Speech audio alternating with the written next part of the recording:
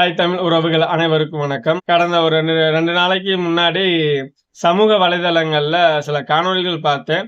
அது என்ன அப்டின்னா, நீர்நிலை பாதுகாவலர் அண்ணன் நிமல் ராகவன் அவங்க ஒரு காணொளி பதிவு செஞ்சிருந்தாங்க.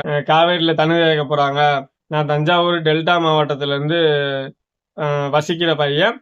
இந்த பகுதியில நான் ஒரு 300 நீர்நிலைகளுக்கு மேல சரி செஞ்சு இருக்கேன். அதனால இந்த நீர்நிலைகளை சரி செய்யற பங்குல அரசு அலுவலகங்கள்ல அந்த ஒப்புதல் வாங்குறது ரொம்ப கடினமா இருக்குது.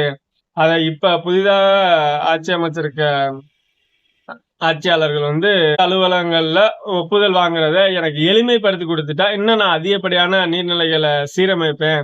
சீரமைக்கிறது மூலியமா அந்த காவேரியில தண்ணி வரும்போது இங்க உள்ள நீர்நிலைகளை தண்ணீரை சேமிச்சு வச்சுக்க முடியும் அப்படின்ற ஒரு பதிவு பார்த்தேன். அதுக்கு உடனடியாக அந்த துறை சார்ந்த அமைச்சர் பதில் சொல்லியிருந்தாங்க. உங்களுக்கு அதற்கான ஏற்பாடுகள் அனைத்தையுமே செஞ்சு தரேன் அப்படின்ற மாதிரி ஒரு செய்தி பார்த்தேன். அது வரவேற்கத்தக்கது.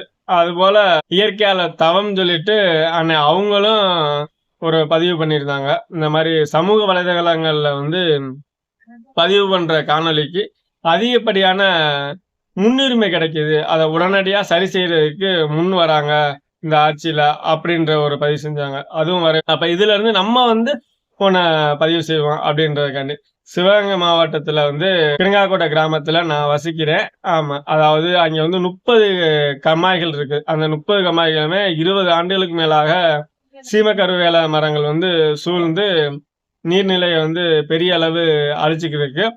அதனால இந்த 30 கம்மாயில சீமக்கருவ மரங்களை முழுமையாக அழித்து அந்த நீர்நிலைகளை ஆழப்படுத்தி, அதாவது அண்ணன் நிமல் ராகவன் அவர்கள் நீர்நிலைகளை சுத்தப்படுத்தி காட்சிப்படுத்துற மாதிரி அதாவது வட்டமாக நீர்நிலைகளை ஆழப்படுத்தி நீரை சேமிச்சு குறுங்காடு அமைக்கணும் அப்படின்றது என்னுடைய தனிப்பட்ட வேண்டுகோள்.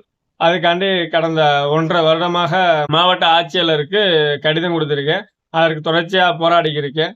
இன்றைக்கு வரைக்கும் எனக்கு ஒப்புதல் கிடைக்கல. இத பாக்குற இந்த தமிழக வெற்றிக்கழக நண்பர்கள் அண்ணன் சீனிவாச சேதுபதி அவர்களுக்கு இந்த காணொலியை அனுப்பி இதற்கான ஏற்பாடுகள் செய்து கொடுத்தா மிகவும் சிறப்பாக இருக்கும் அப்படின்றது என்னுடைய தனிப்பட்ட ஒரு வேண்டுகோள். இந்த காணொலியை அவர்கள் பார்க்கும் வரைக்கும் அதிகமாக அனைவரும் பகிருங்கள். நன்றி, வணக்கம்.